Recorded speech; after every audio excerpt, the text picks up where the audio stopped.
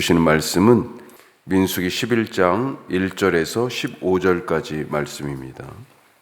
오늘 같이 말씀을 나눌 수 있어서 참 고맙습니다. 하나님께서 주시는 이 말씀이 힘이 되고 위로가 되고 또 이 말씀의 길을 따라서 형통한 하루가 되시기를 축복합니다. 이스라엘 백성이 모세의 인도를 따라서 이집트를 탈출한 지 세 번째 달 1일에 시내산에 도착했습니다. 첫 번째 달 14일이 6월절이었어요. 그리고 세 번째 달 첫째 날이 시내산에 도착한 때, 그러니까 약 6주 정도의 여정을 지나가지고 도착했습니다. 거기서 1년 가까이 머물러 있었습니다. 그러면서 하나님과 언약을 맺죠. 그리고 그 언약에 이어서 후속 조치가 취해지는데 하나님이 모세를 산으로 불러서 모든 것을 알려주십니다. 그래서 성막을 만들고 성막에서 일할 제사장을 세웁니다. 십계명을 비롯한 말씀과 여기에 따른 예배하는 법, 또 거룩한 백성으로 사는 법, 이런 말씀들을 주시고 또 배웁니다. 자, 여기가 간략하게 말해서 출애굽기와 레위기까지의 말씀이에요. 자, 민수기는 이렇게 약 1년간 머물렀던 이 시내산을 떠나서 이제 약속의 땅을 향해 가는 그런 여정을 담고 있습니다. 금방 갈 거라고 생각했어요. 그렇게 멀지 않았으니까.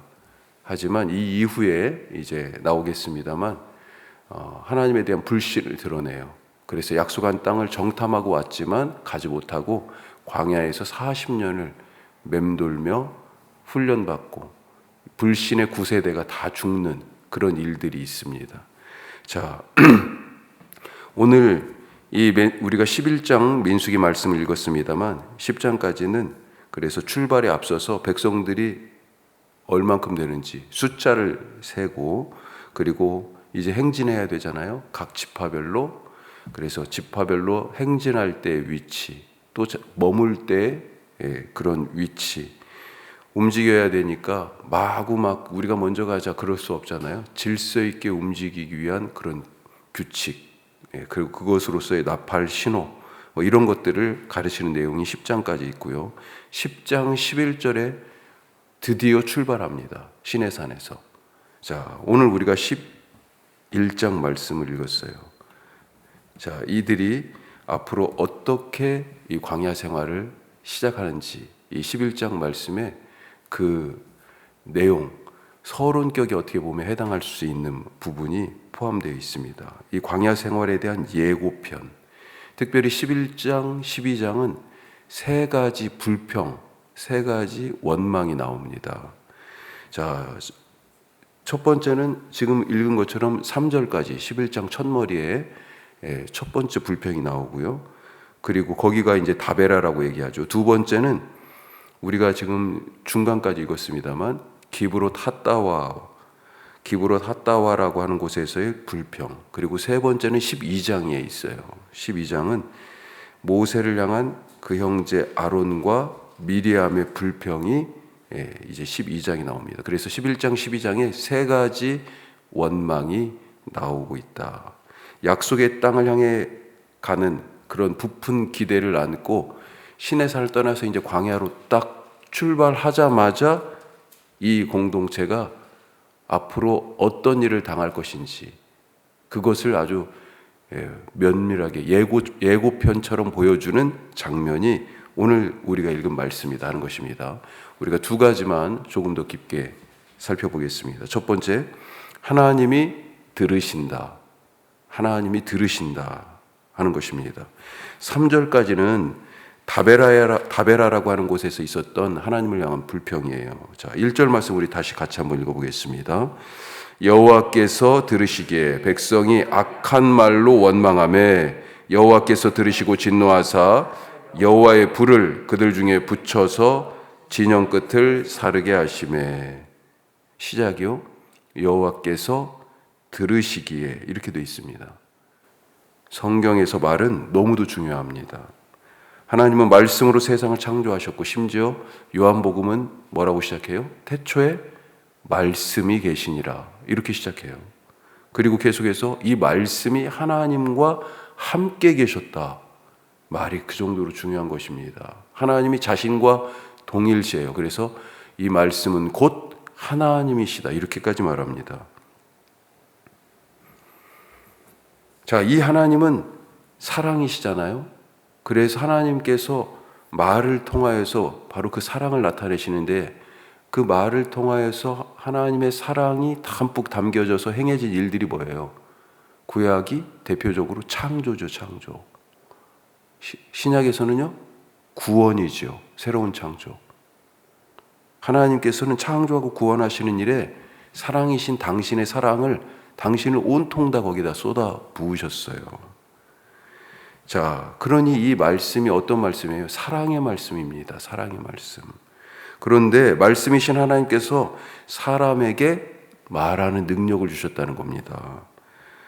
자, 이 사람들이 지금 어떻게 말하고 있습니까? 하나님이 들어보시니까 뭐라고 돼 있어요? 악한 말을 하고 있다는 겁니다. 악한 말을. 사랑이 담겨져 있지 않고요. 악한 말이 무슨 말인지 보니까 원망하는 말이에요. 앞으로 이런 불평들은 짧게는 말씀드린 것처럼 12장까지 우선은 이어지고요. 더 길게는요, 20장까지 쭉 이어집니다. 불평이 계속 악한 말을 자꾸 쏟아내요. 다른 상황 속에서 각각 다른 원망과 그 원망의 대상도 다, 원망의 내용도 다 각각 상황에서 다 다르지만, 오늘 이 첫 번째, 이 민수기 11장 1절에 3절까지의 이 원망에는 구체적인 내용은 나오지 않습니다. 그래서 사실은요, 더 광범위한 거예요. 광범위해요. 그 원망의 내용과 원망의 대상이.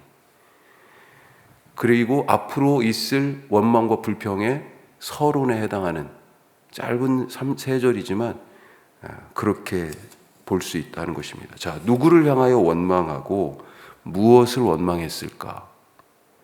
원망과 불평의 대상은 먼저 곁에 보이는 사람이다. 곁에 보이는 사람. 누구한테 불평합니까?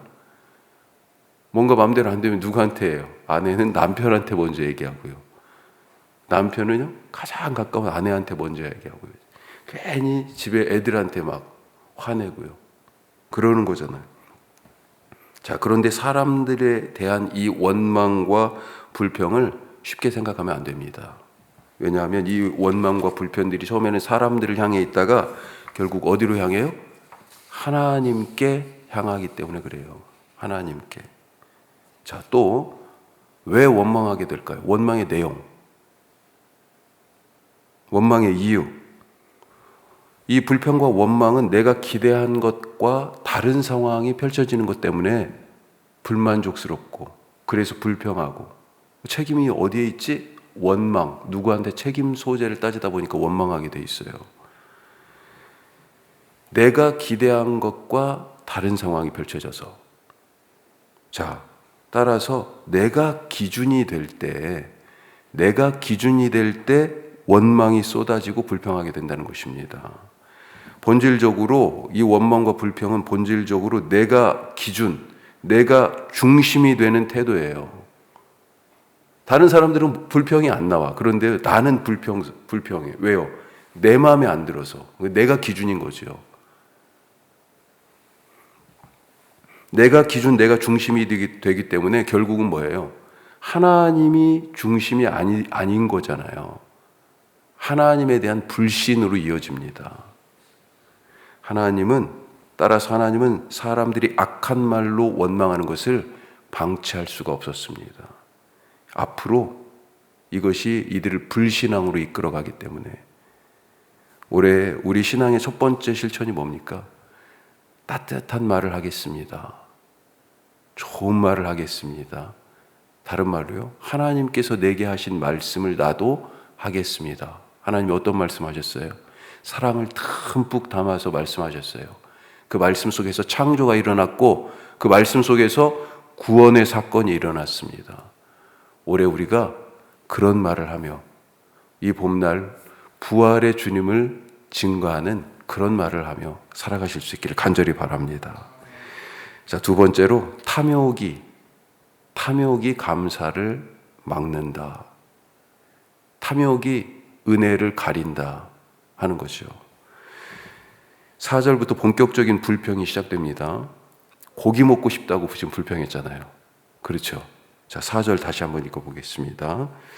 그들 중에 섞여 사는 다른 인종들이 탐욕을 품음에 이스라엘 자손도 다시 울며 이르되 누가 우리에게 고기를 주어 먹게 하랴. 고기 먹고 싶다고 지금 하는 거예요. 마치 어린아이가 마트 앞에서 장난감 코너 딱 서가지고 나 이거 갖고 싶다. 내가 원하는 장난감 이거다. 그렇게 하고 엄마 아빠가 안 된다고 그러니까요. 그냥 그 바닥에 벌러덩 들어 누워가지고 발을 구르면서 사달라고 나 저거 갖고 싶다고 그렇게 발을 구르면서 울고 있는 모습하고 비슷하지 않습니까? 지금 다른 인종들이라고 표현되어 있어요. 그들 중에 섞여 사는. 출애굽기 12장에 보면 출애굽할 때 이스라엘 백성들 말고 다른 이방 민족들 중에서도 탈출한 사람들이 같이 탈출한 사람들이 기록되어 있습니다. 그리고 사실 히브리라는 표현이 혈통적인 표현이라기보다는 사회학적으로 성경을 보는 그런 학자들의 연구에 따르면 이 히브리는 종들, 사회적으로 계층에 대한 문제지 용어지 혈통의 민족에 대한 용어라기보다는 이 종살이 하던 이 하류 계층에 대한 그런 용어다 이렇게까지 얘기하니까 유대 백성뿐만 아니라 다른 종살이 하던 사람들까지도 포함한다 이렇게까지도 얘기합니다. 하여튼 자, 다른 잡족들이 그 사람들이 도화선이 된 것 같긴 하지만 그런데 이스라엘 자손도요 덩달아서 울면서 뭐라고 그래요? 고기 먹고 싶다. 누가 우리에게 고기를 줄 수 있을까? 자, 이 불평의 원인이 뭐라고 되어 있습니까? 4절에 탐욕을 품음에 이렇게 되어 있습니다. 탐욕을 품음에. 왜 고기 먹고 싶다는 것이 탐욕입니까? 애들 막 고기 반찬 해주고 엄청 좋아하잖아요. 풀, 왜? 채소, 야채 잘 안 먹지만 고기 그러면 어휴 막 너무 좋아하잖아요. 고기 먹고 싶다는 게 잘못이에요?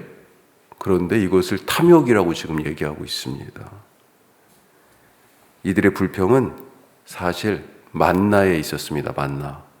매일 먹는 만나. 이 사람들이 이집트에서 얼마나 잘 먹었는지 말하면서 광야 생활을 비교하는데 그러면서 광야에서는 만나만 먹고 있다고 불평합니다. 6절 어떻게 돼 있어요? 이제는 우리가 기력이 다하여 이 만나 외에는 보이는 것이 아무것도 없도다. 사방천지 만나뿐이네. 사방천지 만나밖에 없다는 거예요. 이제 이거 꼴도 보기 싫다는 거예요. 만나 가지고는 안 된다는 것입니다. 다른 거 먹고 싶다. 더 먹고 싶다. 욕망이 끝이 없습니다. 욕망을 채워주면 어떻게 될까요? 밑빠진 독이죠, 사실은. 그 다음 게 또 있습니다. 또 있고요. 더 황당한 것은 이집트와 광야를 비교하고 있는 대목입니다. 어떻게 비교해요? 5절 말씀. 자, 같이 한번 볼까요? 우리가 애굽에 있을 때에는 값없이 생선과 오이와 참외와 부추와 파와 마늘을 먹은 것이 생각나거늘. 이래서 기력이 충만했다는 거예요. 그런데 6절에 그런데 지금은 기력이 다했다. 이렇게 얘기해요. 이거 못 먹어서. 자, 그런데 여기 뭐라고 돼 있어요? 애굽에 있을 때는 값없이라고 말합니다. 값없이. 정말 값없이 먹었습니까? 이집트에서 뼈를 깎고 피를 짜내는 고된 노동, 내가 원하지 않는 강제 노역에 시달렸잖아요. 그렇게 채찍 맞고 그렇게 벽돌을 찍어냈잖아요. 진흙구덩이에서 이겨가면서. 자기들의 목적, 탐욕을 채우기 위한 그 목적을 합리화하기 위해서 사실까지도 왜곡합니다. 진짜 값없이 먹은 것은 뭐예요? 광야에서 하나님이 주신 만나잖아요. 만나는 이슬처럼 밤새 내렸습니다. 아무 수고 없었지만 아침에 가서 할 수 있는 하는 수고라고 하면 이 만나를 자기 항아리에 담는 것밖에 없었어요. 더군다나 이들에게 잘 생각해 보세요. 고기가 있었어요. 무슨 말이에요? 각각의 집에 잡아먹을 짐승이 다 있어요. 이 사람들은 유목민입니다. 이스라엘 사람들은 기본적으로. 물론 고센 땅에 오랫동안 정착해 있었지만 기본적으로 이 사람들은요, 아브라함, 이삭, 야곱 유목민이에요. 소와 양과 염소 키우게 돼 있어요. 지금도 있어요. 이 광야에 같이 데리고 나왔잖아요. 다 집에 고기가 있습니다. 짐승이 있어요. 수많은 짐승이. 고기 먹고 싶으면 자기 것 잡아먹으면 됩니다. 이들이 원하는 것은요, 드러났어요. 뭐예요? 공짜입니다. 공짜. 값없이. 이미 공짜로 만나를 먹고 있으면서도 그것도 만족하지 못하고 공짜 고기를 원했습니다. 그래서 이 모든 사태의 출발을 탐욕을 품음에 이렇게 말할 수 있어요. 탐욕이 주신 것도 지금 감사로 받아먹지 못하게 막고 있죠. 탐욕이 감사를 막습니다. 탐욕이 은혜를 누리지 못하게 해요. 그래서 야고보는 뭐라고 얘기했습니까? 욕심이 잉태한즉 죄를 낳고 죄가 자라서 사망을 낳는다. 오늘 어떻게 됐습니까? 이 만나 말고 고기 달라고 한 사람들이 지금 최후는 아직 안 읽었습니다만 결국은 죽게 돼요. 내일 그 말씀 우리가 읽을 텐데 탐욕은 결국 죽음으로 우리를 이끌어가는 거죠. 오늘 하나님 앞에서 감사합니다. 감사합니다. 또 사랑의 말로 창조와 구원의 일이 우리를 통하여서 나타나는 하나님의 영광스러운 하루가 되시기를 주님의 이름으로 축복합니다. 기도하겠습니다. 말씀 기억하면서 기도하십시다. 하나님이 들으세요. 오늘 말씀 첫 번째, 하나님이 들으심에 그렇게 되어 있죠.